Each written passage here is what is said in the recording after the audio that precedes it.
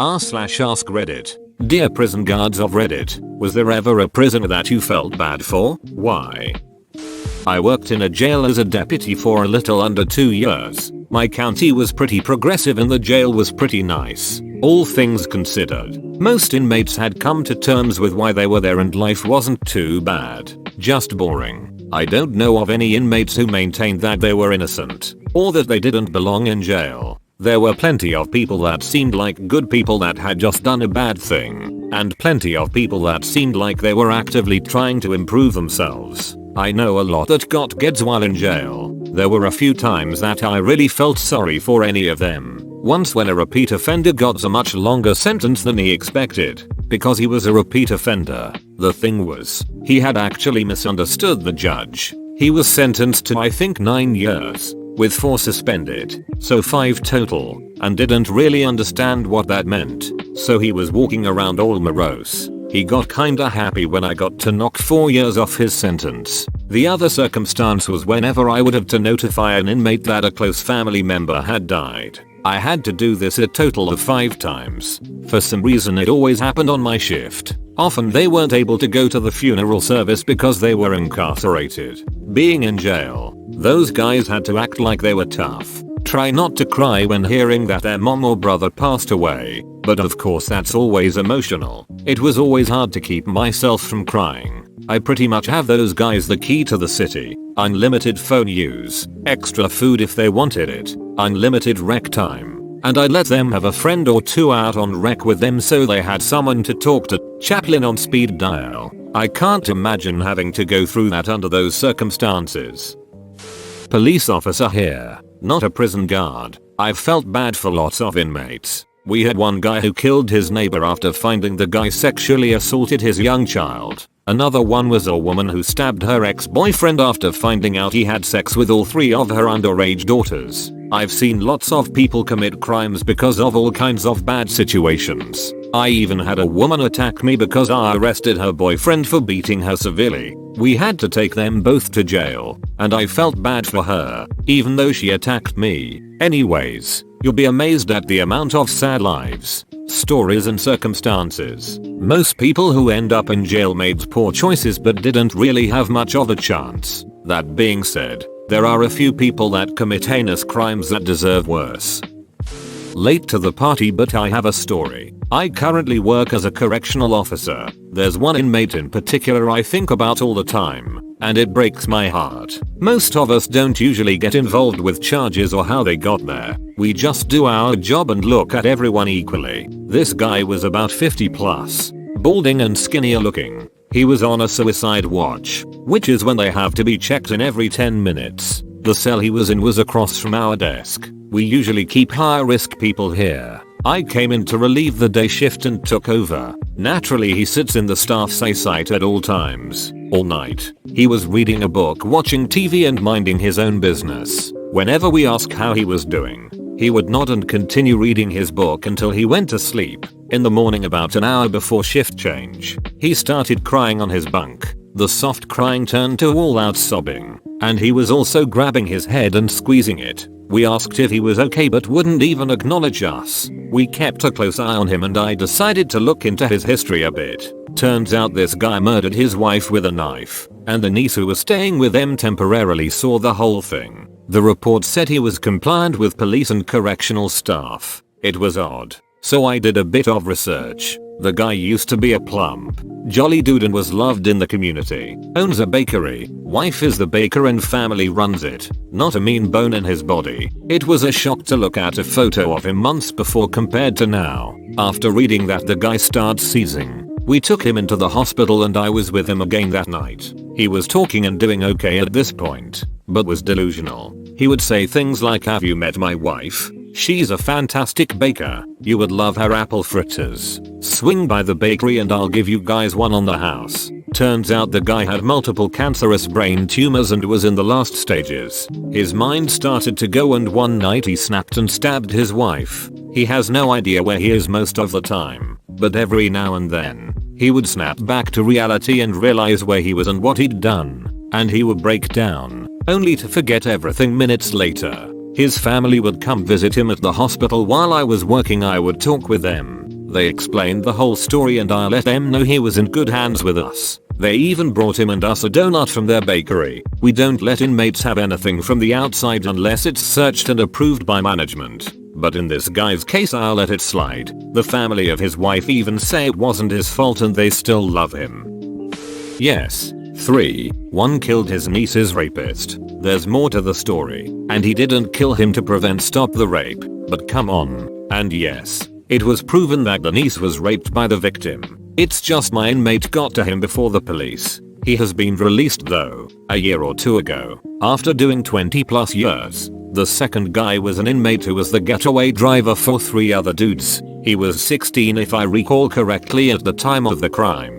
He never flipped on the other 3 and ended up doing 40 years before finally being paroled about 2-3 years ago. He literally grew up in prison. He has an amazing support system though, thankfully. And he stayed local to the facility, so a few of my co-workers have seen him on the outside and caught up with him. He's doing great. It just amazed and saddened me that it took so long. His accomplices had been in and out of the system multiple times. They kept getting those chances, and he didn't. Pissed a lot of us COs off too that it took so long. The third one, he was a Hasidic Jew from Nice. I think 18-19 years old when we got him. Very high up on the Hasidic Jew totem pole. He threw a Molotov cocktail through the window of another HJ's house. No casualties. I believe just an arson charge. And he got a flat 8 years bid. Now, the reason I felt bad for him, in these communities, sexual molestation, grooming etc. run rampant, and no one talks about it,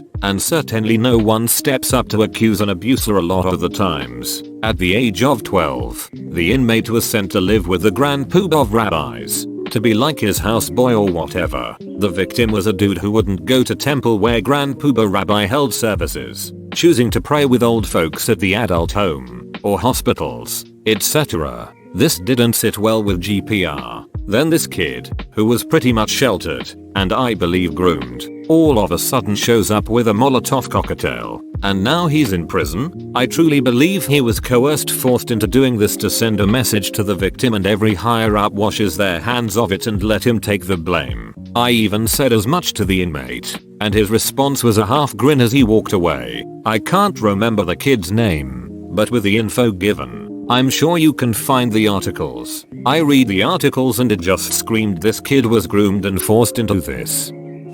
Not a police officer, but EMT. We have a couple prisons and we respond to them. One is a max prison. Got a call there for a 21-year-old having seizures. He's in segregation, literally what they call it, which is pretty much a room by himself. No one can tell us how long he's been seizing. Straight up in status epilepticus, a seizure without any breaks. It's so bad that his airway is going and I was ventilating him on the way to the hospital. He shares the same birthday as my younger brother. He was admitted to the hospital and in the ICU for over a month. Thankfully he made a recovery but never found out the cause of his seizure. I looked up what he did. Possession of marijuana.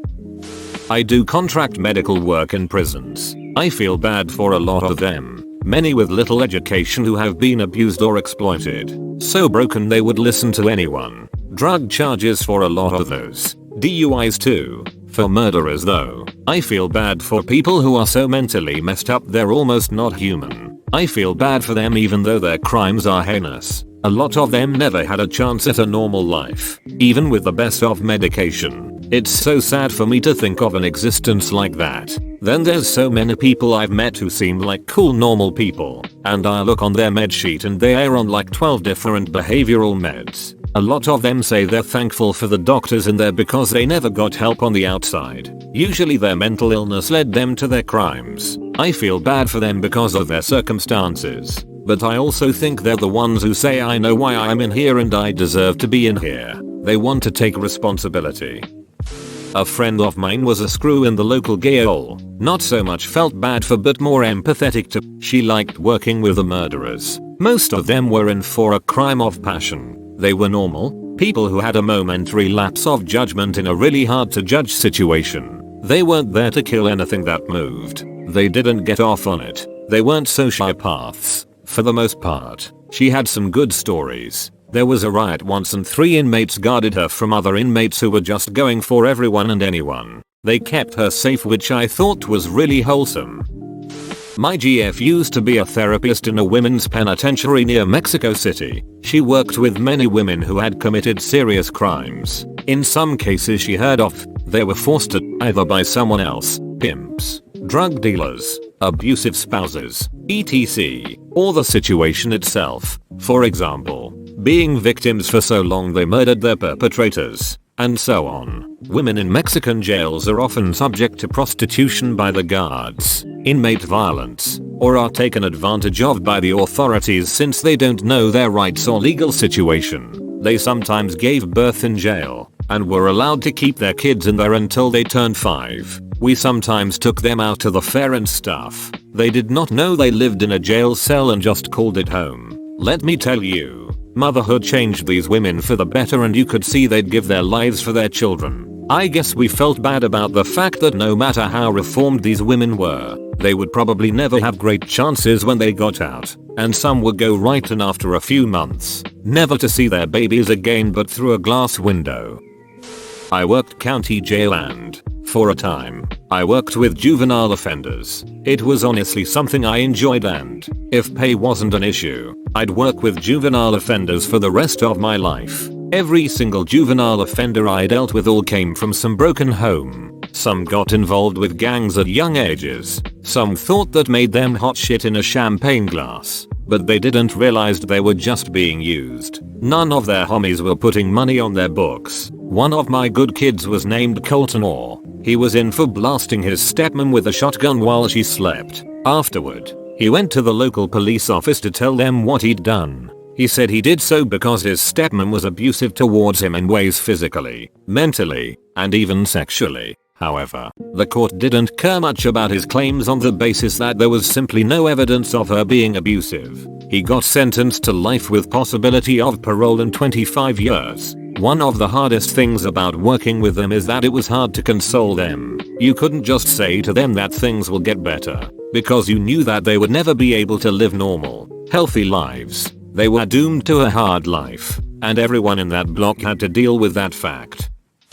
Had an inmate who got drunk on her 21st day and her friends and ditched her at the bar in another car. She decided to drive home while drunk and crashed into an oncoming car. She lived. The occupants in the other car, grandma and granddaughter, died. Now obviously she deserved to be there, but she felt horrible. Cried almost every night. It's also something that O could see happening, especially to a young person. It also didn't help that we had actual murderers in there that intentionally killed their children. One who even intentionally crashed her car into oncoming traffic to kill herself, but only ended up killing a pregnant mother and young son, who had lighter sentences than her. Some of them even got there after her and left before her. Hard not to feel a little bad for her. Not many. I just don't like the guys that honestly have sex with women who say they're over 18 then find out the women lied. Those people don't deserve to be in jail. My boyfriend, the prison guard who deals with pedophiles and murders almost exclusively.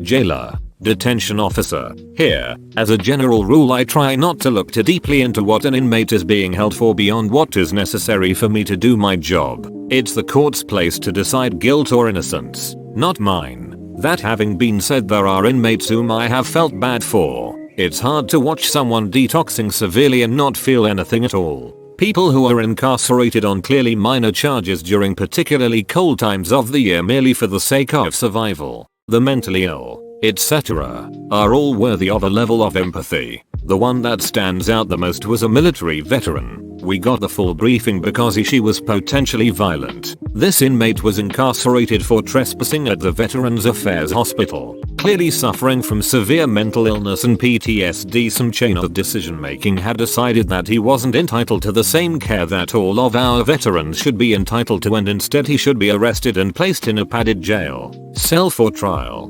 Granted, the local VA may not have been equipped to handle someone of his or her physical ability safely, but still that was a particularly hard pill to swallow.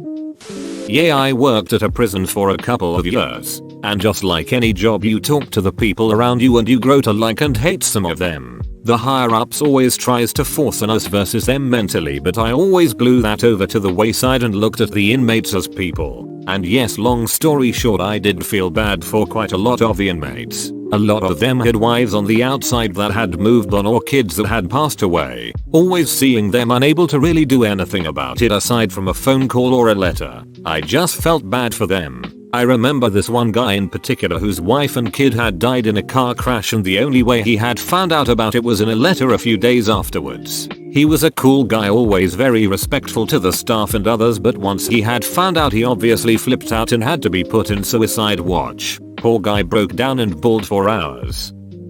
Not a prison guard. My father-in-law used to be a CO in San Quentin though. He admitted to actually a few different times feeling bad for certain inmates, and he also admitted there were a few times some of the inmates were assaulted or even killed by other inmates and he didn't step in immediately because he felt they deserved it. I.e., he for example told me of a man there that had beat his roommate to death with his skateboard. From what I was told, this guy was around 19-20 at the time of the incident, had been asleep in his room when his roommate came into the room and started attempting to stab him. Guy grabbed the closest thing to him, which happened to be his skateboard, and started beating the guy in the head and face with it. The man said he wasn't intending to kill the roommate, he just didn't want to be killed either. He then got 25 years for just defending himself. My Phil said he often felt bad for that guy because even though he was alive in some way, he still did technically lose his life. The time he didn't feel bad was they had a known child molester come into the prison.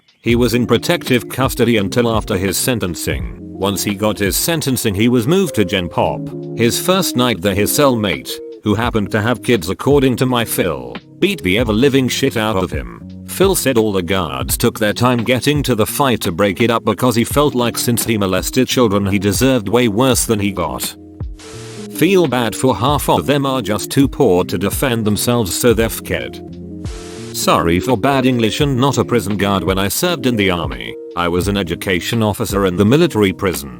One night my friend from the security camera room invited me to see a video of one of the prisoners in solitary confinement that completely lost it. He took his clothes off, pissed on the Bible, and then jumped on the security guards completely naked when they came in to calm him down. I refused to see the video and was informed that he went to a mental institution near to the base. A few hours later, I was standing in the entrance to the base with the guard, and a man and a woman came to the gate. They looked devastated. They told me they are the parents of the prisoner. They just came back from seeing him in the mental institution. They told me, while crying, that he was completely wiped out, drooling on himself, can't even speak. I remember the mother said 3 weeks ago he joined the army, a normal boy. How is it possible? Felt bad.